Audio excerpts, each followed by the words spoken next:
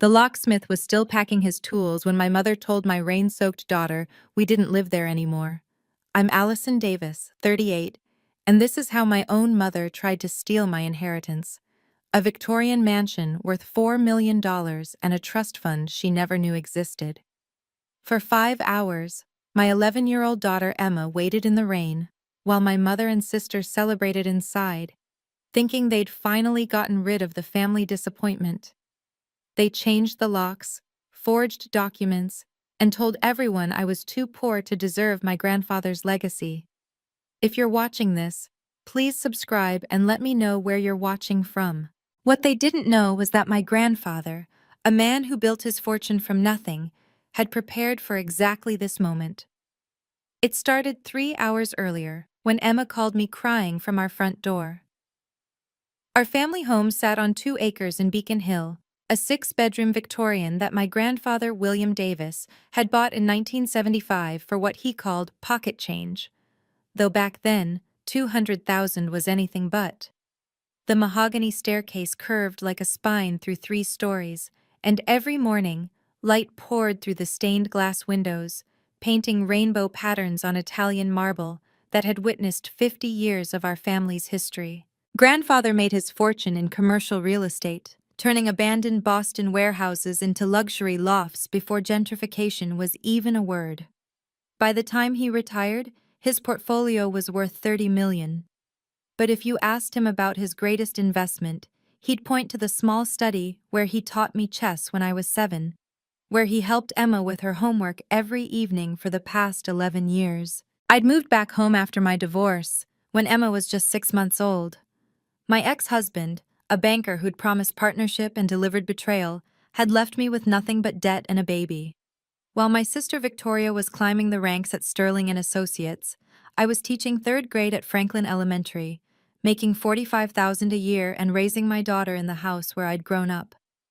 "Money amplifies who you really are, Allie," grandfather used to say, polishing his reading glasses in that careful way of his. "Your sister thinks it makes her powerful. Your mother thinks it makes her important. But you know it's just a tool." In the living room, there hung a family portrait from last Christmas. Victoria stood in the center, her Harvard law degree practically glowing through her smile. Mother flanked her right side. Grandfather and I bookended them, with Emma on his lap. Looking at it now, you could see who truly belonged together. The comparison started before Victoria and I could even spell our names. Every family gathering became a scorecard that Mother meticulously kept. Victoria, Harvard Law Review editor, starting salary of $300,000. Me, state school, education degree, teaching other people's children, as Mother liked to phrase it. Last Thanksgiving, while I was helping Emma serve the cranberry sauce, Mother's voice cut through the dining room like a scalpel. "Why waste that Yale degree, Allison? You could have been anything." She said it while Victoria sat there in her Saint Laurent blazer, nodding along like we were discussing stock portfolios instead of my life choices. "Teaching shapes futures, Victoria," grandfather interjected, his voice steady as granite.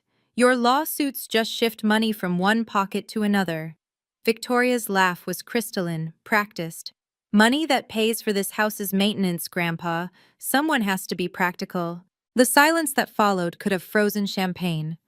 Grandfather set down his fork deliberately, the small clink against china somehow louder than any shout. "This house has never been about money, Victoria. But I suppose you'd have to live here to understand that." Mother's face flushed burgundy, the same shade as the Chateau Margaux she'd insisted on serving. "Dad, Victoria's just being realistic. A teacher's salary, well, it's noble, but it doesn't maintain estates." Emma, wise beyond her 11 years, squeezed my hand under the table. She'd heard these conversations before, absorbed them like children do. Quietly, completely. That was the last family dinner grandfather attended. 3 weeks later, he had his first stroke. The vultures started circling before the ambulance even arrived, though they dressed their greed in concern and called it planning for the future. Grandfather died on a Tuesday morning in March, 6 months ago. The hospice nurse said he went peacefully, but I knew better. He'd been fighting to stay until he could finalize what he called his insurance policy. The night before he passed, he squeezed my hand and whispered, "Everything's arranged with Robert Whitman. Remember that name, Allie." Mother took control immediately, wielding her executor status like a scepter. "Someone has to handle the practical matters," she announced at the funeral, while grandfather's body was still warm in the casket. Victoria stood beside her, already reviewing documents on her phone, her Cartier watch catching the light from the stained glass windows. The will reading was supposed to happen the following month. Mother kept pushing it back, first due to paperwork delays, then estate complications. Meanwhile, she changed the locks on grandfather's study, moved his personal files to a safety deposit box only she could access, and started what she called property assessment. "Just routine evaluation," Victoria assured me when I questioned it, her voice honey smooth. "You know how complex Grandpa's holdings were. We need to ensure everything's properly documented." What I didn't know then was that they'd already been to 3 estate lawyers, shopping for someone who'd tell them what they wanted to hear. The family attorney, Robert Whitman, the name grandfather had whispered, hadn't been contacted once. Emma noticed things changing before I did. "Why is Grandma measuring my room?" she asked one evening. "And why did Aunt Victoria take pictures of all Grandpa's paintings?" "Just organizing, sweetheart," I lied, though the weight of that lie sat like lead in my stomach. 2 weeks later, Mother casually mentioned she'd found additional documentation in grandfather's papers. Victoria's smile that day should have been my warning. The hostile takeover began with small violations. Mother changed the lock on grandfather's safe, claiming she'd lost the spare key. The utility bills, which had been on autopay from grandfather's account for decades, suddenly stopped. When I offered to handle them, Mother waved me off. "Victoria's managing the estate finances. She has experience with these matters." Then came the whispers. Mrs. Henderson from next door asked when we were planning to move.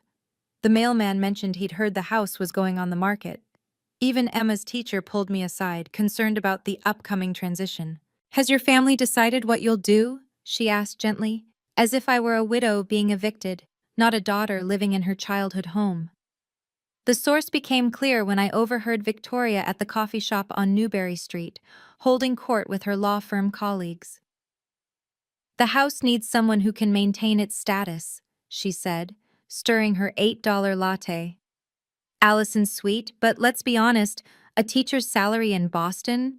She'd have to sell within a year anyway." When I confronted her, she didn't even flinch. "I'm being practical, Allison. You have Emma to think about. A nice 2-bedroom in Somerville would be much more manageable." Mother started hosting estate planning meetings that I wasn't invited to. She'd installed a new Ring doorbell for security, though we'd never needed one in 40 years. The gardener was told to send his invoices to Victoria. The housekeeper was given new instructions about which rooms to clean. I should have seen it coming, should have recognized the systematic erasure of our presence. But I was grieving grandfather, comforting Emma, teaching my students. I was living while they were scheming. Friday started like any other day. I left for Franklin Elementary at 7:30, kissing Emma goodbye as she settled in for her teacher planning day off. She had her breakfast, her books, and promised to practice piano, grandfather's Steinway that had been silent since March. At 2:15, my phone buzzed during recess duty. Emma's name flashed on the screen, and something in my chest tightened before I even answered. "Mom." Her voice was small, scared. "My key doesn't work." "What do you mean, sweetheart?" "I've been trying for an hour. The lock won't turn. I tried the back door too. Mom, I'm scared."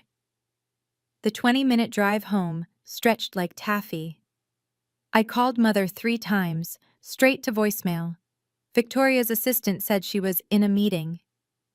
Meanwhile, my 11-year-old daughter sat on the front steps of her own home as storm clouds gathered over Boston. By the time I pulled into our driveway, the rain had started, that kind of New England downpour that soaks through everything in seconds. Emma was huddled under the portico, her pink backpack dark with water, her hair plastered to her face. "How long have you been out here?" I asked, though her blue lips already answered.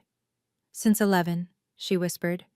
"I went to the library first, but then it closed for lunch, and I thought maybe my key was just stuck, so I kept trying, and then it started raining, and 5 hours. My child had been locked out of her own home for 5 hours. I tried my key. It slid in halfway and stopped, like trying to force the wrong piece into a puzzle. The lock had been changed, professionally, recently. That's when the front door opened from the inside. Mother stood in the doorway wearing grandmother's pearl necklace, the one that was supposed to go to me, and a smile that could have frozen the rain mid-air. "Oh, Allison, we weren't expecting you so early." Emma shivered against me, her teeth chattering. 5 hours in the rain, and this was Mother's greeting. Behind her, I could see the locksmith's invoice on the hall table, still white and crisp. "My daughter has been outside for 5 hours, I said, each word measured, controlled. "Well, she should have called someone." Mother's fingers played with the pearls. "Though I suppose that's what happens when children are left unsupervised." "In her own home?" "About that." Mother stepped aside and Victoria emerged from grandfather's study, my study, where I'd been organizing his papers just yesterday. She wore her Armani suit like armor, her smile sharp as the letter opener in her hand. "We need to discuss living arrangements." The neighbors had started to gather, pretending to check their mail, walk their dogs. Mrs. Henderson stood on her porch with her phone out. The walkers paused their evening jog, an audience for my humiliation. "The family has decided," Mother announced, loud enough for the street to hear, "that you and Emma don't live here anymore." Emma made a sound, not quite a sob, more like the air leaving a punctured tire. I pulled her closer, feeling her shake against me. "This was never really your home anyway, was it?" Mother continued. "You were just visiting.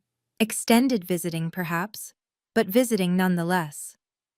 I looked at my mother, this woman who'd given birth to me 38 years ago, who now stood in the doorway of my childhood home like a stranger.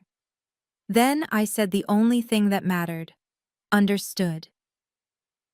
Victoria descended the front steps, her heels clicking against wet brick like a countdown. The neighbors pressed closer, their umbrellas forming a semicircle of witnesses to our eviction. She held a manila folder wrapped in plastic. Even her cruelty was meticulous. "A teacher's salary can't maintain this property," she announced, projecting her voice like she was addressing a jury. "45,000 a year? The property taxes alone are 30,000. It's simple mathematics." Emma flinched at each word. I felt her trying to make herself smaller, disappearing into her soaked jacket. The rain kept falling, and still, neither my mother nor sister invited us inside. "We're doing this for the estate's protection," Victoria continued, opening the folder with theatrical precision. "I've prepared an eviction notice. 30 days, which is generous considering you have no lease, no rental agreement, no legal claim." Mrs. Henderson gasped. The walkers exchanged glances. This was better than their Netflix queue. Real-life drama starring the family that had lived here for 3 generations. "The house needs proper management," Mother added, still fingering those pearls. "Someone who understands its value, its standing in the community." "You mean someone rich?" Emma said suddenly, her voice cutting through the rain. Everyone turned to stare at my 11-year-old daughter, standing there soaked and shaking, yet somehow finding her voice. Victoria's laugh was like ice cracking. "It's nothing personal, Emma. It's just business sense. Something your mother should have developed instead of wasting her potential on finger painting and multiplication tables." I watched my daughter's face crumble, watched her learn that family could be cruel, that blood meant nothing when money was involved. The neighbors watched too, their phones probably recording, and still I said nothing. Sometimes silence says more than screaming ever could. "Of course this isn't arbitrary," Victoria said, producing another document from her folder. The rain had lightened to a drizzle, but the damage was done. Emma and I stood there like drowned cats, while my sister played lawyer on our front steps. We found grandfather's updated will, dated just 2 weeks before his passing. She held it up for the neighbors to see, as if this were a town tribunal. It clearly states his concerns about Allison's financial instability, the divorce, the debt, the limited earning potential. I studied the paper through the plastic sleeve. The signature at the bottom wavered and slanted wrong. Grandfather was left-handed but had taught himself to write right-handed after his first stroke. This signature was too smooth, too confident. It leaves the house and all assets to Mother and myself as the fiscally responsible parties, Victoria continued. We're simply executing his wishes. That's funny, I said quietly, my first word since understood. Victoria's smile flickered. What's funny about it? Grandfather was in Boston General that entire week, intensive care. I have the visitor logs. I met her eyes steadily. Emma and I were there every day after school. You visited once, Mother came twice. The neighbors leaned in. Mrs. Henderson had stopped pretending to check her mail. He had moments of clarity, Mother interjected quickly. The nurses confirmed it. Which nurses? I asked. Rosanna, who worked days, Marcus on nights, or maybe Jennifer, who specifically noted that he couldn't hold a pen those final 2 weeks. Victoria's jaw tightened. Are you suggesting? I'm not suggesting anything. I'm just observing that grandfather's signature looks remarkably steady for a man who couldn't feed himself. The silence stretched taut as a wire. Then Victoria snapped the folder shut. You have 30 days. I didn't argue, didn't plead, didn't give them the satisfaction of seeing me break. Instead, I took Emma's hand and walked to my car, our footsteps squelching in the puddles they'd let form while my daughter waited in the rain. 30 days, Allison, Mother called after us, and only to collect your personal items. The furniture stays. I helped Emma into the passenger seat, wrapped her in the emergency blanket I kept in the trunk. Her lips were still blue, her whole body shaking. Through the rearview mirror, I watched Mother and Victoria return inside our home, my home, and close the door with a decisive click. The neighbors dispersed slowly, already pulling out their phones. By tomorrow, everyone at Franklin Elementary would know that Allison Davis had been evicted by her own mother. The gossip would spread like spilled wine across white linen. Mom? Emma's voice was tiny.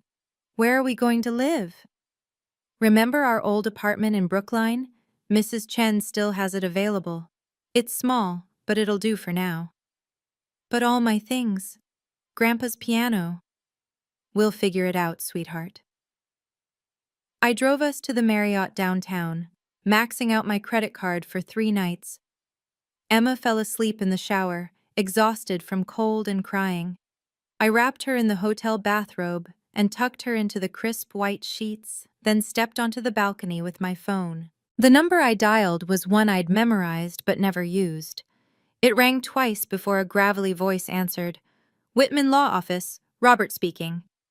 Mr. Whitman, this is Allison Davis, William's granddaughter. There was a pause. Then, I've been expecting your call. How bad is it? They changed the locks today, showed a will dated 2 weeks before he died. I see. And you said the words? It's time. While Emma and I ate room service in our hotel room, Mother and Victoria celebrated in what they now considered their house. I knew because Victoria posted everything on Instagram: the champagne toast in grandfather's study, the interior designer's business card artfully placed next to her Hermes bag, the caption reading, New Beginnings, Family Legacy, Next Chapter. By Sunday, they'd hired Sotheby's to appraise the art collection. Mother posted on Facebook about honoring father's memory by preserving his investments. She'd already changed her profile to managing partner at Davis Family Estate. The comments poured in. Congratulations, heart emojis. You deserve this, Margaret. Victoria was more strategic. She leaked just enough information to the right people. Her firm's senior partners suddenly knew she'd inherited a Beacon Hill mansion. The Massachusetts Bar Association newsletter would run a piece about young lawyers managing family wealth. She'd already scheduled meetings with 3 private wealth managers. Finally, the house will have owners it deserves, she told her Instagram followers during a live tour. She stood in my daughter's room, planning where the home office would go. Emma's hand-painted mural, a garden grandfather helped her design, was already marked for removal. They divided grandfather's possessions like Romans casting lots. Mother claimed the jewelry, including pieces meant for Emma. Victoria took the cars, the Rolex collection, the first edition books.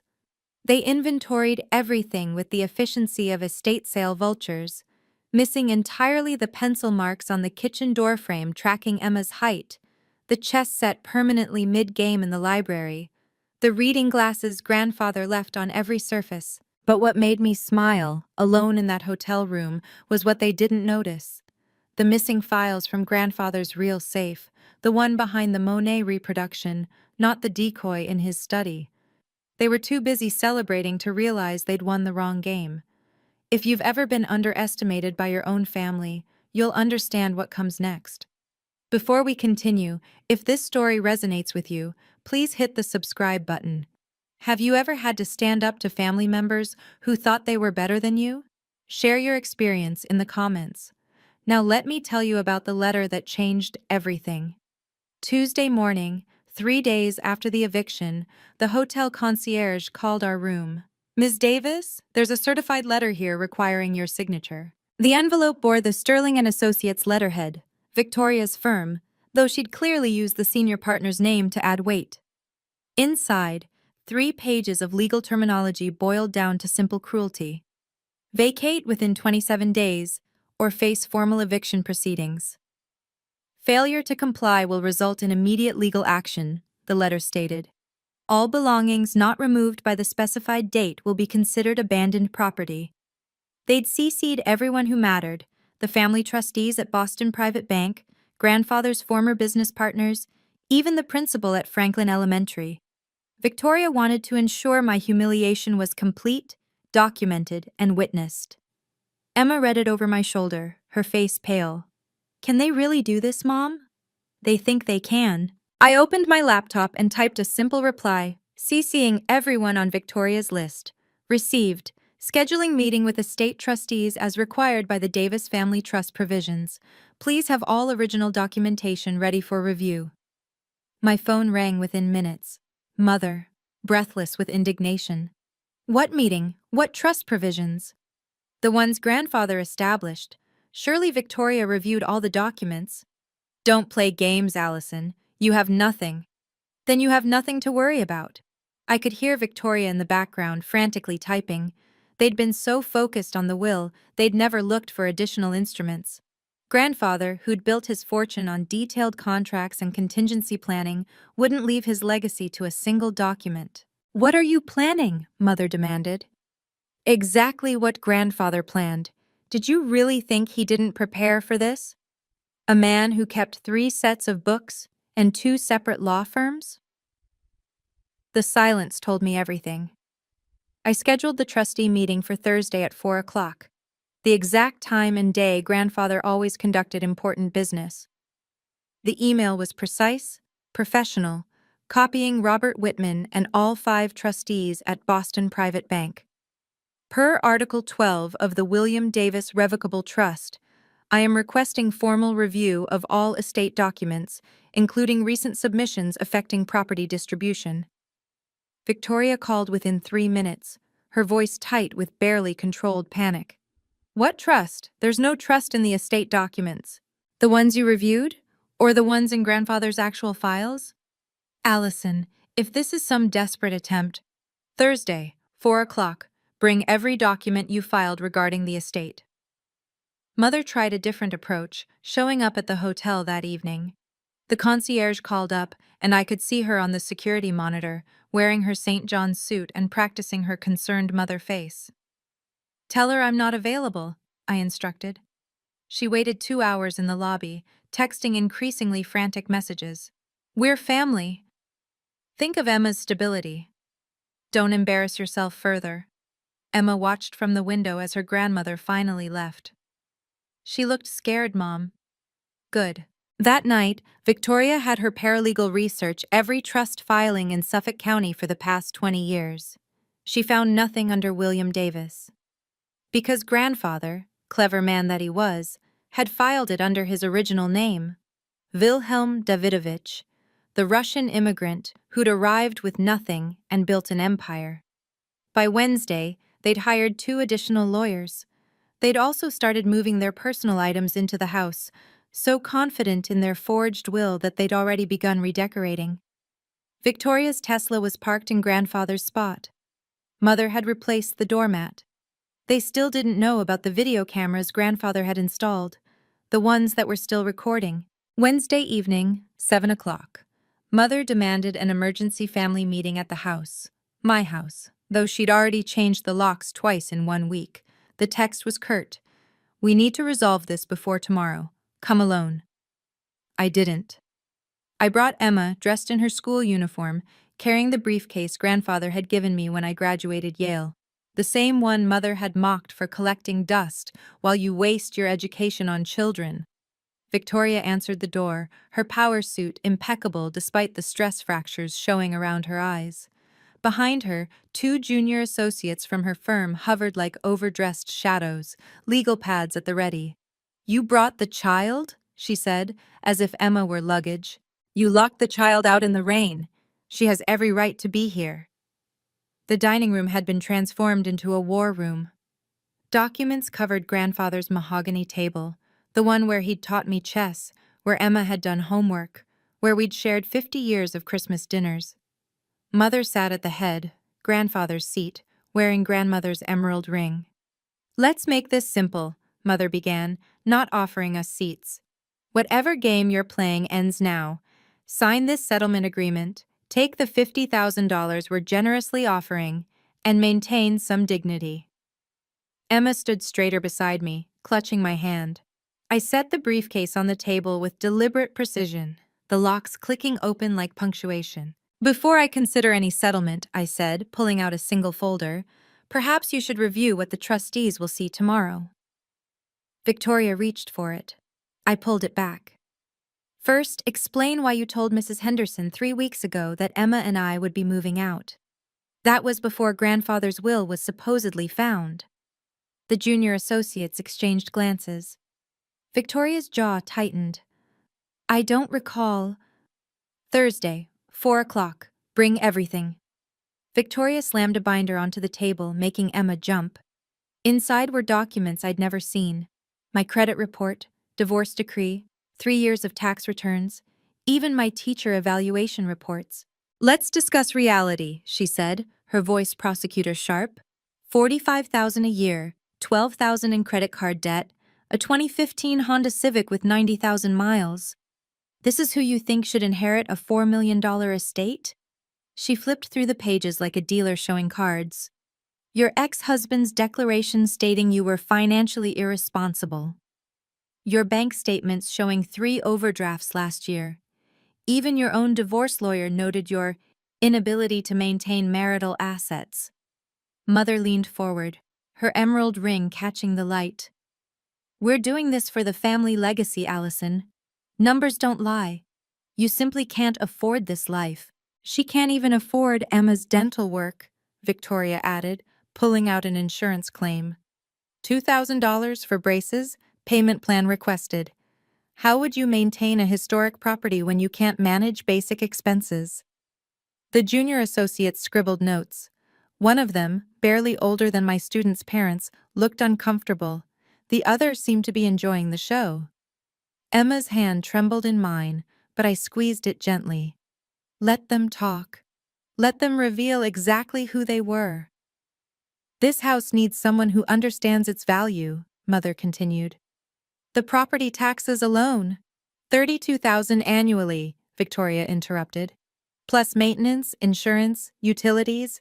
Your entire salary wouldn't cover the basics." She pushed another document forward, a comparative market analysis. "We could sell for $6 million, properly marketed, invest the proceeds, create lasting wealth instead of watching it drain away month by month while you play house in a mansion you never earned." "Is that all?" I asked quietly. They hadn't even opened my briefcase yet. Mother shifted tactics, her voice softening to maternal concern, a performance she'd perfected over 40 years of conditional love. Think about Emma's future, sweetheart. Private school tuition, college expenses, opportunities you can't provide on a teacher's salary. She reached across the table as if to touch my hand. I didn't move. We're offering $50,000. That's Emma's college fund. A down payment on a reasonable condo in Quincy, maybe Medford. Somewhere appropriate. Appropriate, I repeated. For your circumstances, Victoria clarified. A nice two-bedroom, good schools, no crushing property taxes. You could actually save money, take vacations, give Emma the experiences she deserves. The experiences she deserves, Emma said suddenly, included living with her great-grandfather. But you were too busy to visit him. Victoria's smile turned sharp. Children should be seen, not locked out in the rain, Emma finished. Mother intervened quickly. Grandfather would understand, Allison. He was practical above all else. He'd want you to be realistic about your limitations. My limitations. We're not trying to be cruel, Mother continued, though the emerald ring she twisted said otherwise. But watching you struggle to maintain appearances, borrowing from Peter to pay Paul, it's undignified. Grandfather built this fortune through smart decisions. Honor that legacy by making one yourself. Victoria slid the settlement agreement across the table. Sign tonight, and we'll even cover your hotel costs. Consider it a kindness. The briefcase sat unopened between us, patient as a sealed verdict. The junior associates had stopped taking notes, sensing the shift in the room's atmosphere. You know, I said finally, Grandfather once told me that kindness from cruel people always comes with a price. He was right about so many things. Spare us the homilies, Victoria snapped. Will you sign or not? Victoria pulled out her Mont Blanc pen, the one she'd received for making partner, and set it beside the settlement agreement with theatrical precision. Let's be clear about your options, she said, full lawyer mode now. Sign this tonight, take the $50,000 and walk away with dignity. Or we go to court, where every detail of your financial inadequacy becomes public record. Every teacher at Franklin Elementary will know you couldn't pay your bills. Every parent will whisper about the Davis girl who lost everything. You know you can't afford lawyers, Mother added. Even if you could, Victoria has her entire firm behind her, senior partners who golf with judges, resources you can't imagine. One of the junior associates shifted uncomfortably. The other one kept glancing at my still-closed briefcase. Sign it, Allison, Victoria pressed. Don't embarrass yourself further. Don't put Emma through a court battle you'll lose. Take the money. Start fresh. Accept that some people are meant for certain lives, and others aren't. The grandfather clock in the hall, the one Grandfather wound every Sunday, chimed 8 o'clock. In 12 hours, we'd sit before the trustees. They thought they held all the cards. Emma looked up at me, and in her eyes I saw Grandfather's strength, his patience, his faith that doing right mattered more than doing easy. I reached for the briefcase, running my fingers over its worn leather. Before I sign anything, there's something you should see. Victoria's hand moved to cover the settlement agreement. No more delays. Sign now or what? You'll forge my signature too? The silence that followed was sharp enough to cut glass. The junior associates exchanged glances. Mother's face went pale beneath her foundation. I opened the briefcase. The first document I pulled out made Victoria's hand freeze on her Mont Blanc pen. It was Grandfather's actual will. Not the forgery they'd been waving around, but the original with its raised notary seal and video authentication code. Interesting how Grandfather signed this 6 months ago, I said calmly, 2 weeks after your version was supposedly created. And look, witnessed by Robert Whitman and Dr. Marcus Hayes, his neurologist. Victoria snatched it, her eyes scanning rapidly. The color drained from her face as she read the key passage aloud. To my granddaughter Allison Sarah Davis, I leave the family residence at 47 Beacon Hill to be held in perpetuity for her and her daughter Emma. That's impossible, Mother whispered. We found. You found what Victoria created, I said. But grandfather knew you would. That's why he video recorded the signing. Would you like to see it? He was quite lucid. He even mentioned you both by name. The junior associates had stopped pretending to take notes. One of them pulled out his phone, probably texting the senior partners. There's a codicil, I continued, pulling out the next document, about the trust fund. Victoria's hands shook as she read. This can't be legal. We would have known. Would you? You never asked Robert Whitman. Never checked under grandfather's original name. Never wondered why he kept saying everything was arranged. You were too busy measuring rooms and calling designers. Mother stood abruptly, her chair scraping against the hardwood. This is fraud. Like you manufactured a will dated when grandfather was in intensive care? I pulled out the hospital records. Every nurse's note, every doctor's signature, every visitor log showing Emma and I were there daily while you two were planning your takeover. The trust document was 40 pages of grandfather's meticulous planning. I turned to the tagged section and let Victoria read it herself. Her face went from pale to ashen. The Wilhelm Davidovich Irrevocable Trust, she read, voice cracking. Established January 15, 2014. Initial funding, $2.5 million. That's impossible, Mother said. That money would have shown in the estate. Not if it was already in trust, Victoria whispered, her legal mind catching up. Irrevocable means it couldn't be changed, couldn't be touched, could only be triggered under specific circumstances. I flipped to Article 7. Such as any attempt to fraudulently claim estate assets or deny rightful inheritance to named beneficiaries. The room felt airless. Victoria kept reading, her lips moving soundlessly. Mother gripped the table edge, her emerald ring clicking against the wood. Beneficiaries, Victoria continued.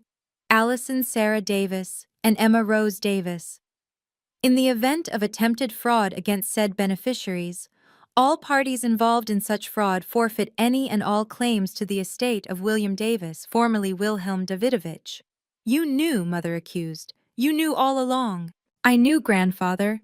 I knew he'd never leave us unprotected. I pulled out the next document.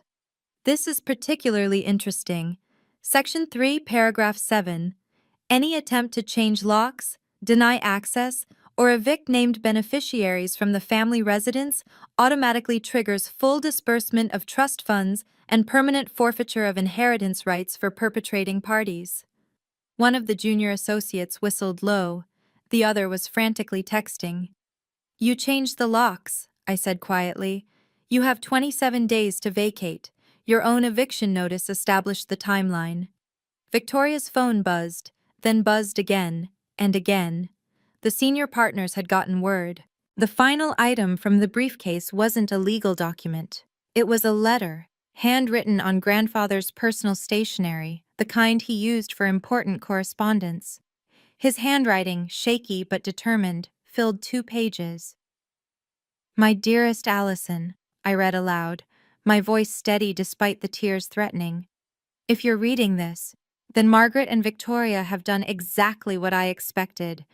I'm sorry you had to experience their cruelty, but not surprised. Money doesn't change people, it reveals them. Mother sank into her chair. Victoria stood frozen, her phone vibrating continuously on the table. I know they will try to take everything. They've been planning it for years, thinking I was too old to notice Victoria copying my signature, Margaret asking about account numbers. They never understood that I built my fortune by seeing what others tried to hide. Emma pressed closer to me as I continued reading. You were the only one who loved me, not my money. Who brought Emma to visit every day, not just when you needed something? Who taught children instead of chasing dollars? Who saw wealth in relationships rather than bank accounts? The teacher who shaped my great-granddaughter's heart is worth more than any lawyer who only knows how to take. The junior associates had stopped all pretense of professional distance. One was recording on his phone. Let them think they've won. Then show them this. The house is yours, as it always should have been. The trust will ensure you and Emma never struggle. But more than money, I leave you the truth. Kindness is not weakness, and those who mistake it for such always pay the price. Robert Whitman has everything else you need. Trust him as I have. I folded the letter carefully. He signed this in front of 3 witnesses. Would you like to see the video of that too? I opened my laptop and connected to the dining room's smart TV, the one Victoria had installed just yesterday. Robert Whitman's face filled the screen via video call, his expression grave but satisfied. "Good evening, Ms. Sterling, Mrs. Davis," he said formally. "I've been expecting this call for 6 months." "This is highly irregular," Victoria started. "What's irregular is submitting forged documents to probate court," Whitman interrupted.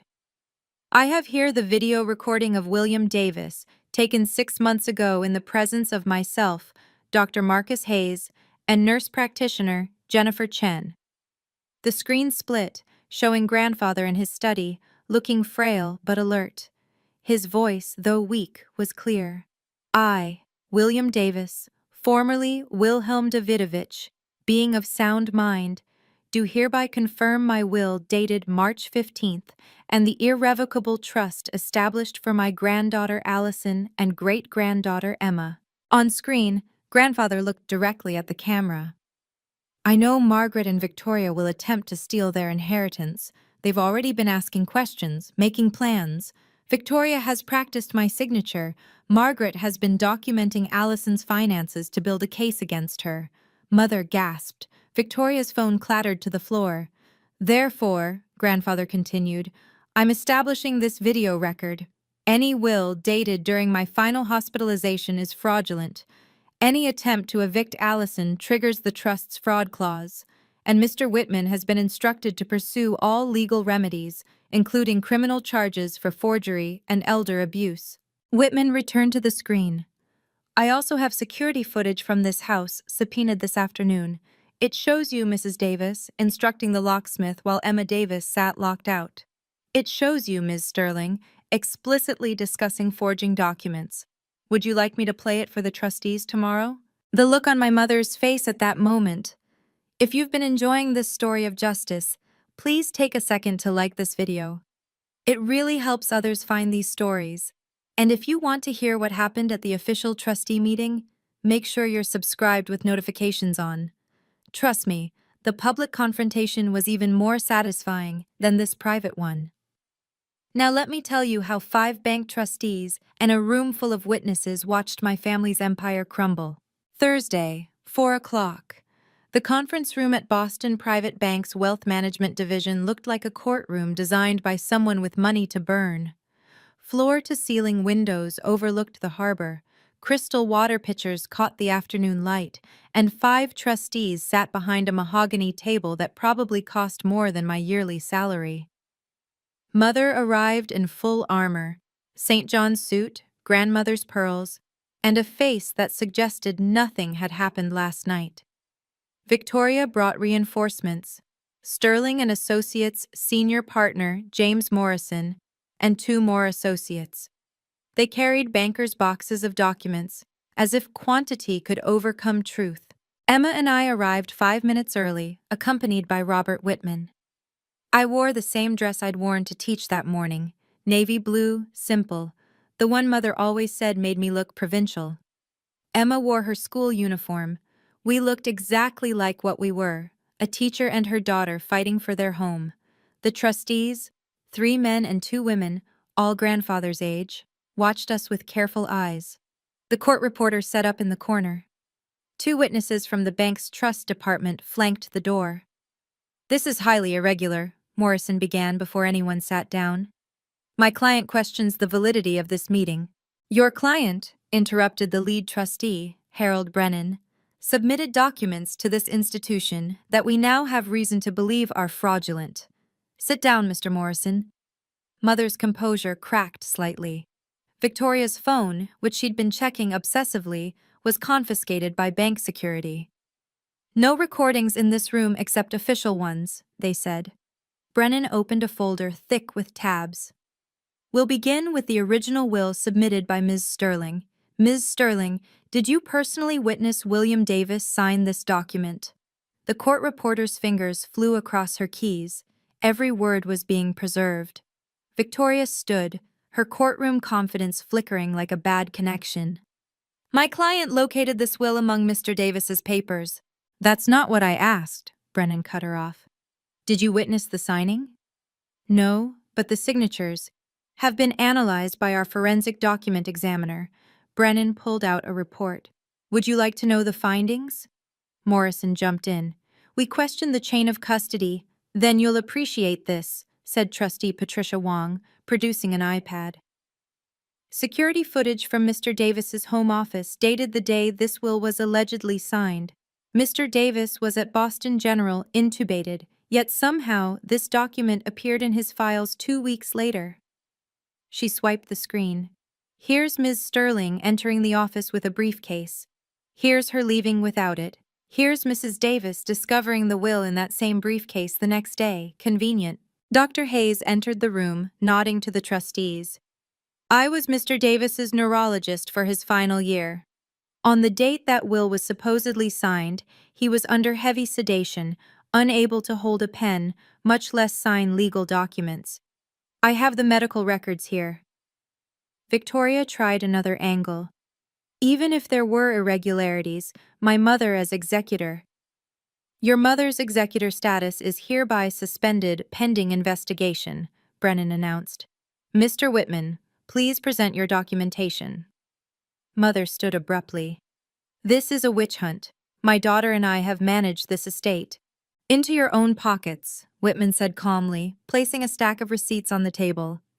Interior design consultations for a house you didn't own, appraisals for art you were planning to sell, moving services scheduled for next week, all paid from estate funds. The trustees exchanged glances. Morrison's face had gone gray. The court reporter kept typing, capturing every damning word. Now, Brennan said, let's discuss the security footage from 6 days ago. The wall-mounted screen flickered to life. There was our front door, timestamp clear, Monday, 11:47 a.m. Emma appeared, school backpack on her shoulders, trying her key. The confusion on her face as it wouldn't turn.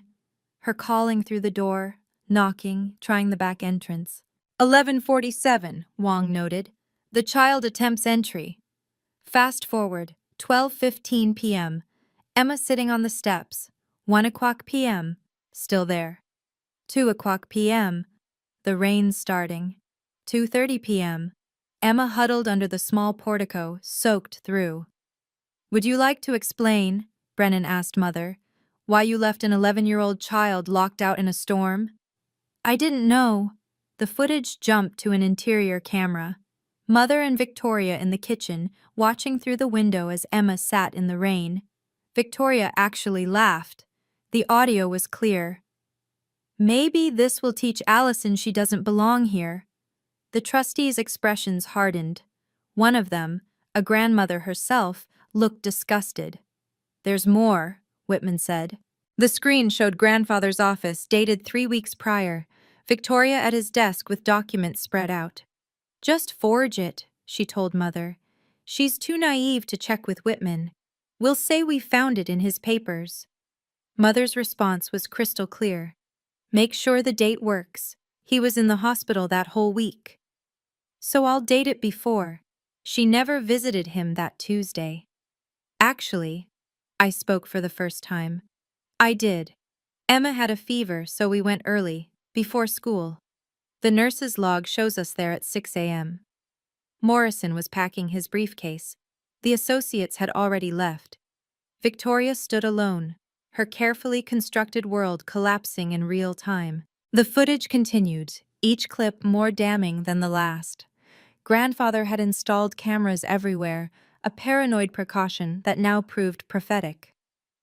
3 months before his death, Mother in his study, photographing financial documents while grandfather slept upstairs. Victoria on her laptop, searching how to contest a will Massachusetts, and elderly mental capacity legal standards. 2 months before, Victoria practicing grandfather's signature on legal pads, comparing it to canceled checks. Mother on the phone with a different law firm. If my father were deemed incompetent, who would control the estate? 1 month before, the two of them in the dining room, dividing assets on a spreadsheet. Allison gets nothing, Victoria said. We'll give her some cash to go away quietly. She's always been the weak one. The trustees watched in silence. The court reporter's fingers never stopped moving. Then came the worst part. Grandfather, 2 weeks before his death, struggling to speak but clear. Margaret was here, asking about my will, wanting power of attorney. I told her everything's with Robert, but she didn't listen. Watch them, Robert. They'll come for Allison the moment I'm gone. Brennan paused the video. Ms. Sterling, Mrs. Davis, do you have any explanation for this? Victoria's phone, confiscated but visible on the security desk, lit up with notification after notification. Her firm was already distancing themselves. This is taken out of context, Mother started. The context, Wong interrupted, is elder abuse, conspiracy to commit fraud and forgery. The bank is obligated to report this to the authorities. We could also discuss the missing items, Whitman added, pulling out another list. Several pieces of jewelry, 2 Rolex watches, and 3 first-edition books have disappeared from the house since Mr. Davis's death. Security footage shows both of you removing them. Morrison stood, his face professionally blank. Sterling and Associates withdraws representation, effective immediately. He looked at Victoria with something between pity and disgust. The partners will expect your resignation by Monday. Victoria's carefully maintained composure finally shattered. James, you can't.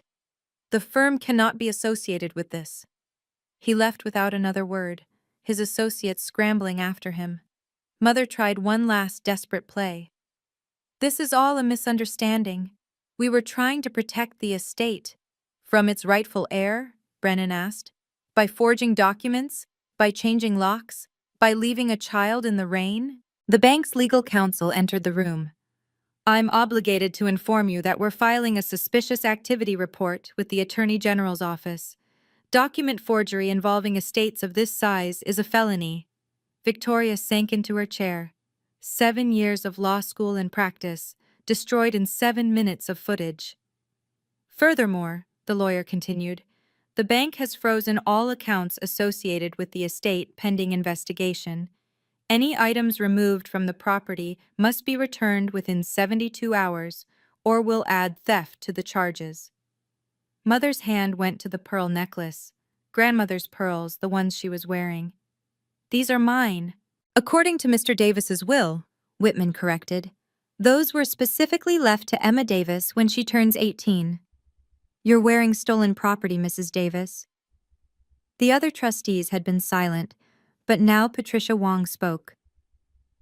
I've known William for 40 years. He built his fortune honestly, worked for every penny. To see his own daughter and granddaughter try to steal from his chosen heir. She shook her head.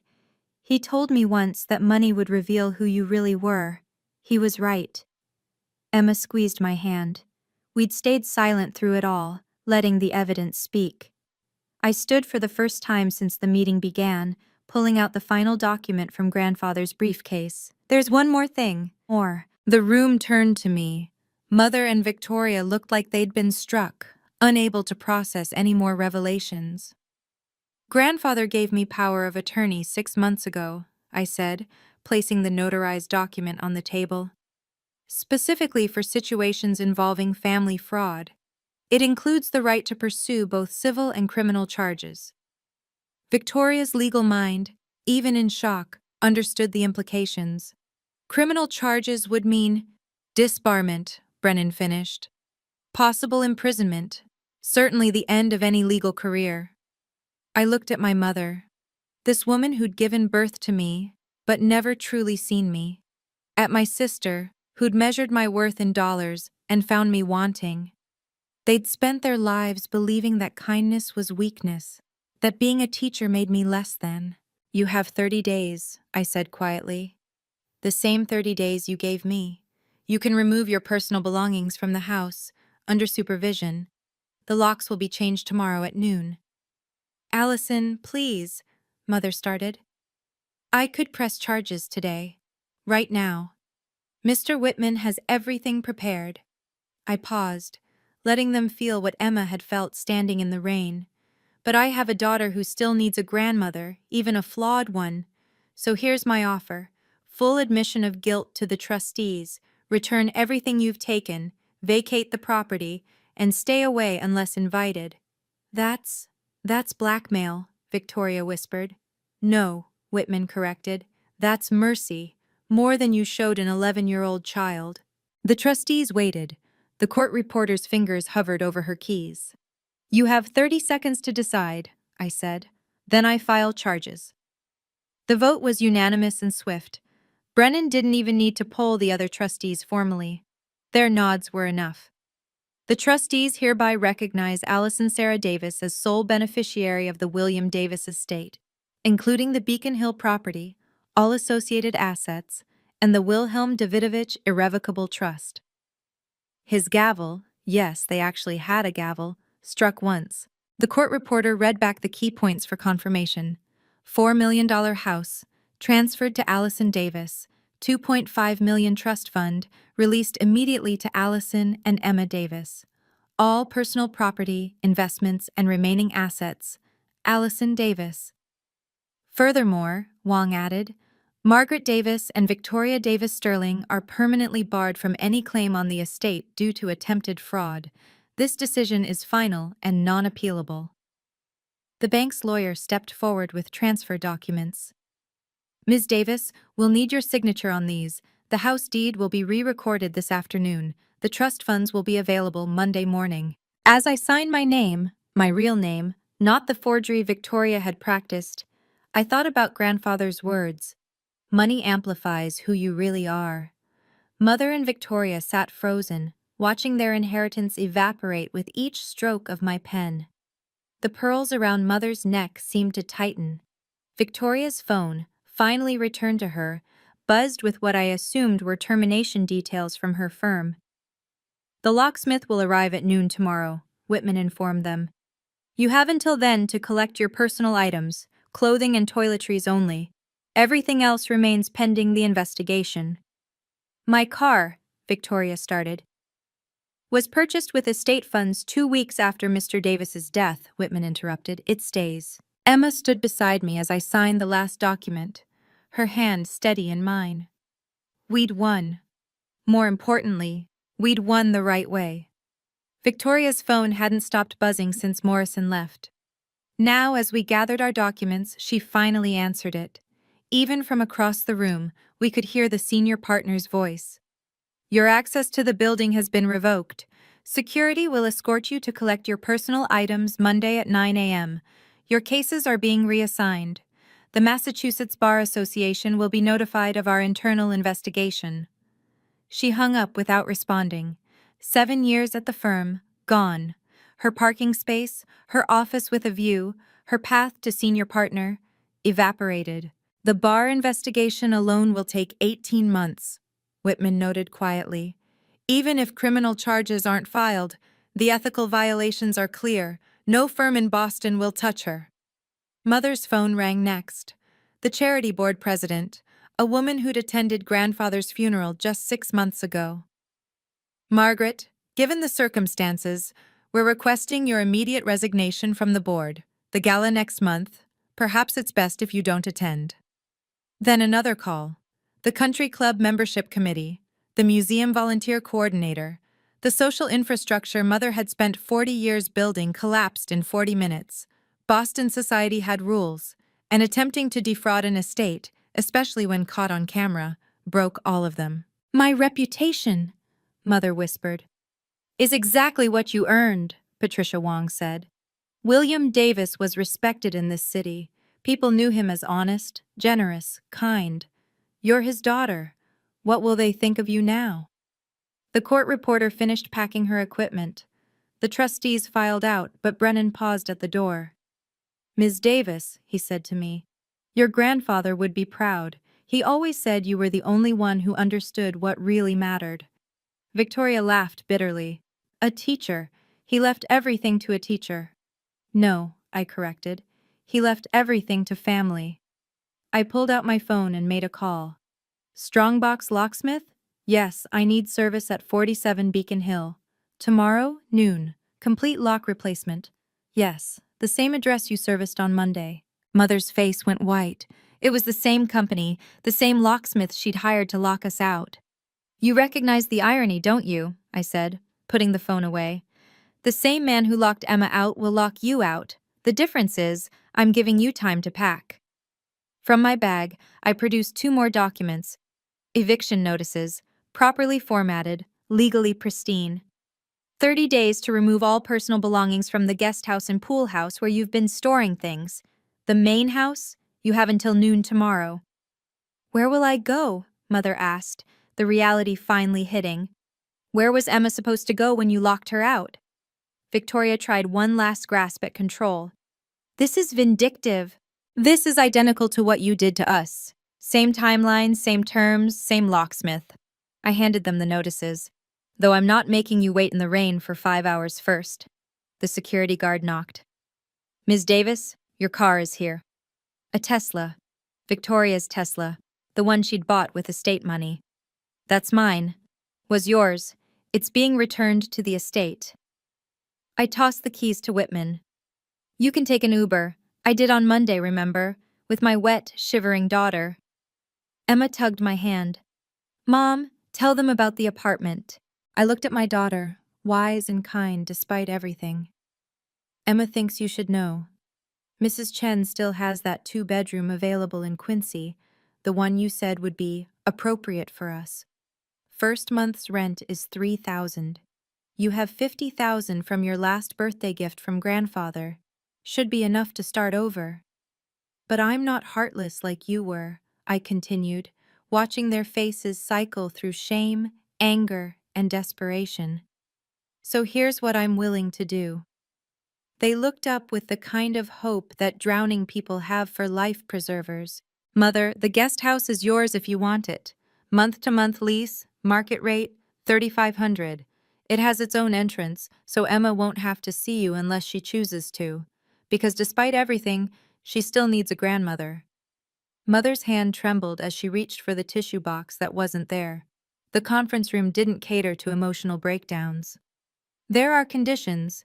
You attend family therapy. You apologize to Emma, genuinely, not for show.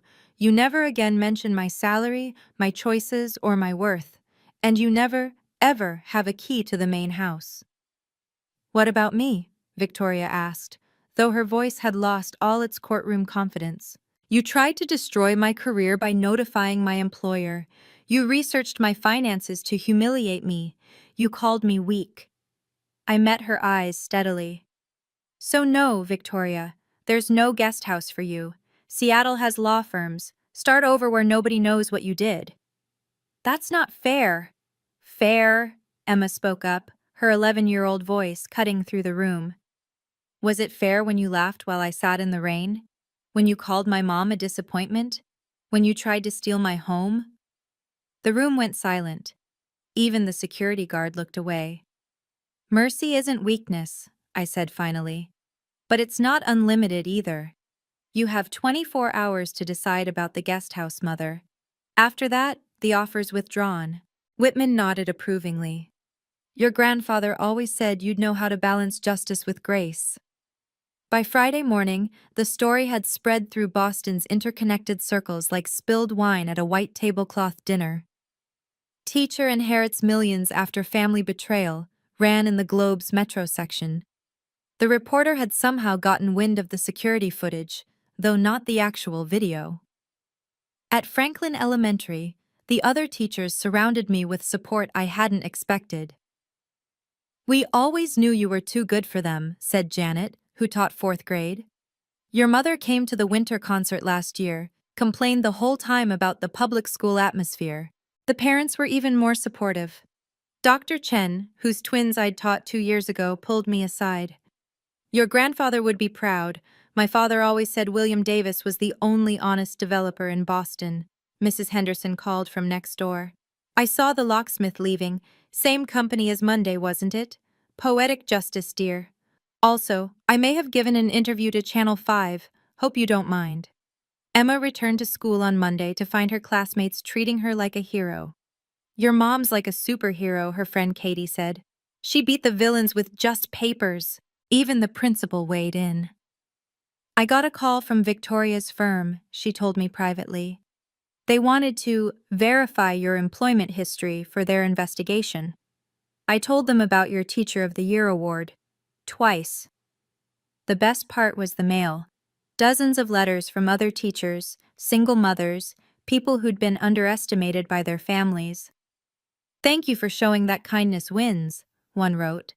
"My sister always said teaching was giving up. You prove that choosing service over salary doesn't make us less than." But the letter that mattered most came from Seattle, 2 weeks later. Victoria's resignation from the bar, voluntary but permanent. 6 months later, the house felt like home again. Emma's laughter echoed through hallways that had been silent since grandfather's death. Her art covered the refrigerator. Her friends ran through the gardens. The Steinway piano, which had gathered dust during those terrible weeks, now filled the evenings with her practicing. I kept teaching at Franklin Elementary. The trust fund meant I didn't need to, but those third graders needed someone who saw their potential, not their parents' bank accounts. The only change was that I could buy all the supplies myself now, could fund field trips, could ensure no child in my class went without. "Why do you still teach?" a parent asked at conferences. "You could do anything now." "I am doing something," I replied. "I'm shaping futures. Grandfather's money just means I can do it better." With the trust funds, I established the William Davis Teacher Foundation, $50,000 a year to Boston public school teachers for supplies, training, or emergencies. The first recipient was Janet, who'd been buying pencils with her grocery money for 20 years. Emma thrived. The therapy helped her process the betrayal, but more importantly, she learned that standing up for yourself didn't mean becoming cruel. She started a kindness club at school, raised money for the food bank, and tutored younger students in math. "Grandpa would love this," she said one evening, playing his favorite Chopin nocturne on the Steinway. The house itself seemed happier. I replaced Mother's cold modern art with family photos, real ones, showing grandfather teaching Emma chess, helping with homework, reading stories. The formal dining room became a homework station. The parlor no one used became a library where neighborhood kids could come read. Money hadn't changed who I was. It had just amplified it, exactly as grandfather predicted. Mother took the guest house. After 3 months of therapy and 2 genuine apologies, Emma agreed to supervised visits. Sunday dinners, by invitation only, with clear boundaries and consequences. "I was wrong," Mother admitted one evening, watching Emma practice piano through the window. "I thought success meant money. Your father knew better, but I was too proud to listen." She wore simple clothes now, having sold most of her designer pieces to pay legal fees. The charity boards were gone, the country club membership revoked, the society friends distant. But something in her seemed lighter, like admitting failure had freed her from maintaining the facade. Victoria moved to Seattle, then Portland, then Denver, running from her reputation. Last I heard, she was doing document review for a small firm, the kind of work first-year associates usually handle. Her Harvard Law degree and Sterling and Associates partnership might as well have never existed. She sent one letter, 6 months after everything. No apology, just, "You won, hope you're happy." I wrote back, "I didn't win, I just refused to lose." The last Sunday before Thanksgiving, Mother asked if she could join us for the holiday. "You'll have to ask Emma," I said. Emma thought about it for a long moment, then nodded. "But you sit at the side of the table. Mom sits at the head. That's Grandpa's seat, and she earned it." Mother agreed. It was progress. That night, after everyone had left and Emma was asleep, I sat in Grandfather's study with his chess set. The game we'd never finished was still there, frozen mid-move. "You knew how this would play out," I said to his empty chair. "Every move, every counter-move. You prepared me for all of it." I moved my queen. Checkmate in 3. You're welcome to visit Emma, I'd told them. But you'll never have a key again. Some boundaries once set should never be moved. Sometimes the best revenge isn't revenge at all. It's simply refusing to let anyone dim your light. If this story resonated with you, please subscribe and hit the notification bell. I'd love to hear about a time you stood up to someone who underestimated you. Share in the comments below. And remember, document everything, know your worth, and never let anyone, especially family, convince you that choosing kindness over ambition makes you less deserving. What would you have done in my situation?